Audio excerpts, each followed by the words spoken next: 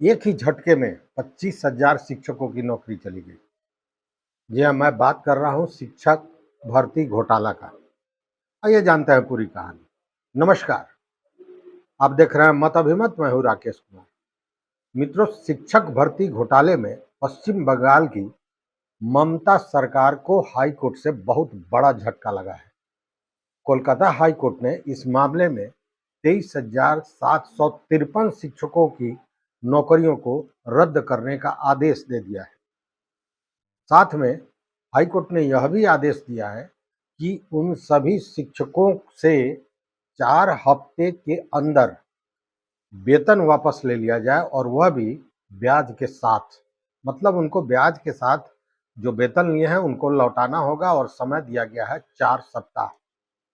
न्यायमूर्ति देवांशु बशाक और न्यायमूर्ति मोहम्मद सब्बार राशिदी की खंडपीठ ने केंद्रीय अन्वेषण ब्यूरो मतलब सीबीआई को नियुक्ति प्रक्रिया के संबंध में और भी जांच करने तथा 3 महीनों के अंदर रिपोर्ट सौंपने का निर्देश दिया है।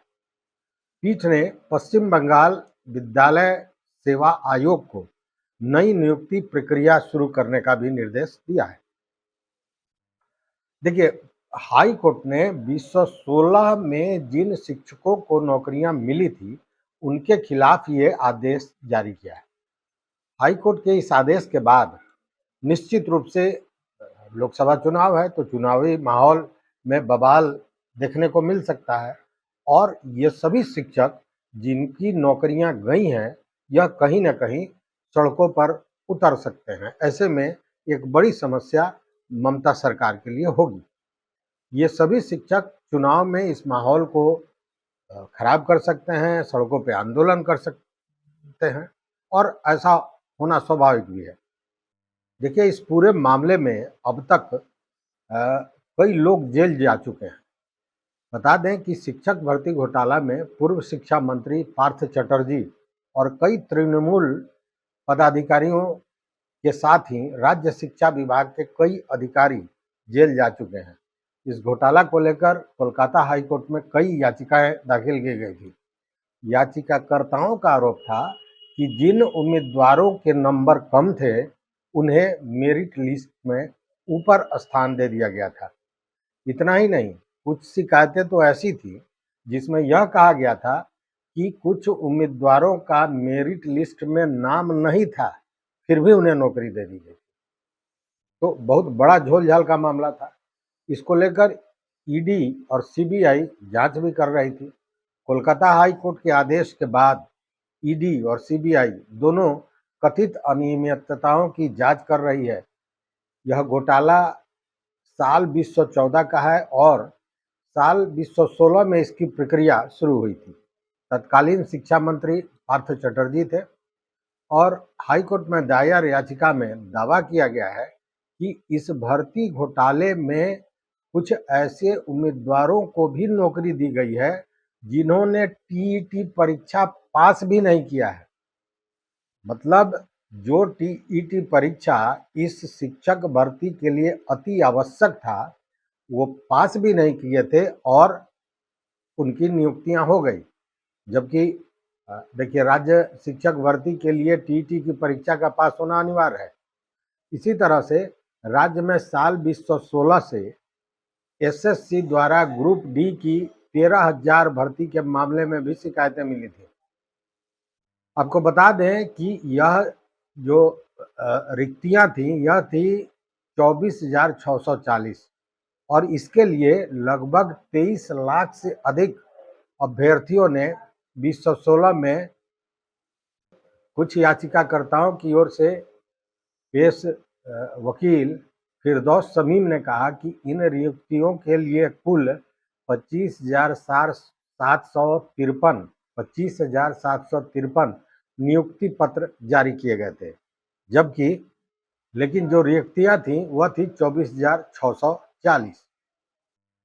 खंडपीठ ने आदेश पर रोक लगाने के कुछ अपीलकर्ताओं के अनुरोध को खारिज कर दिया।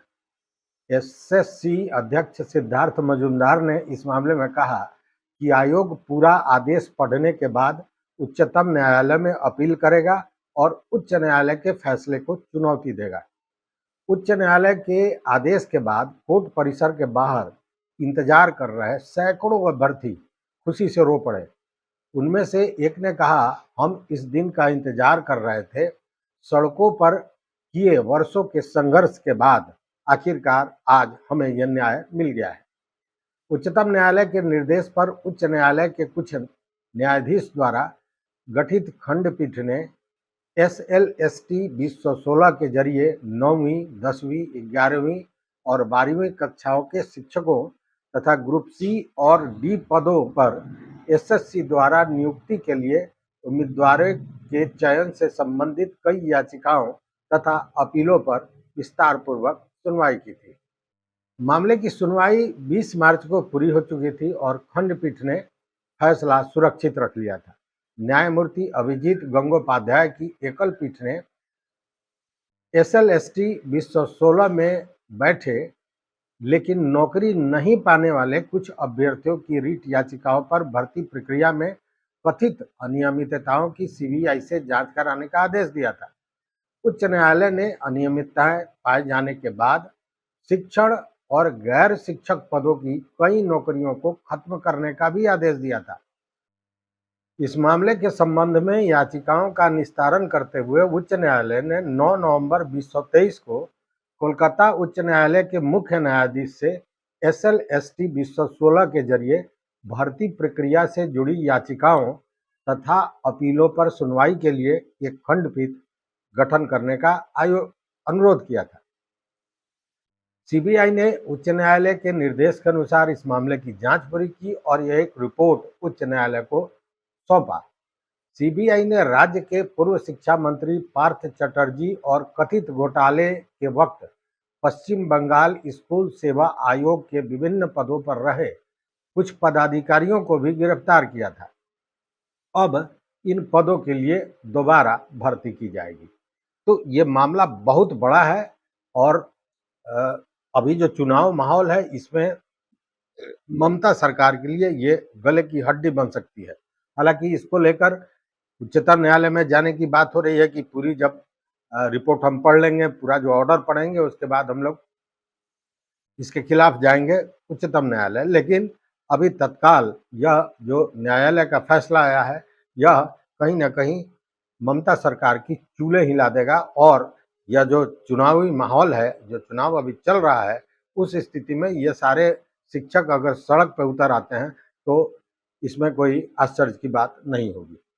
तो ये एक बहुत बड़ा मामला था जिसमें एक झटके में 25,000 से ज़्यादा लोगों की नौकरी चली गई और इतना ही नहीं, 4 हफ्ते के भीतर उन्होंने जो वेतन लिया है उस पर 12% ब्याज लगाते हुए उसे वापस करने का भी आदेश न्यायालय ने दिया है। तो ये एक बहुत बड़ी खबर थी। इस वीडियो में बस इतना ही। देखते रहिए, चूंकि इस तरह के भर्ती घोटाले केवल वहीं नहीं है, बिहार भी अभी इसको झेल रहा है।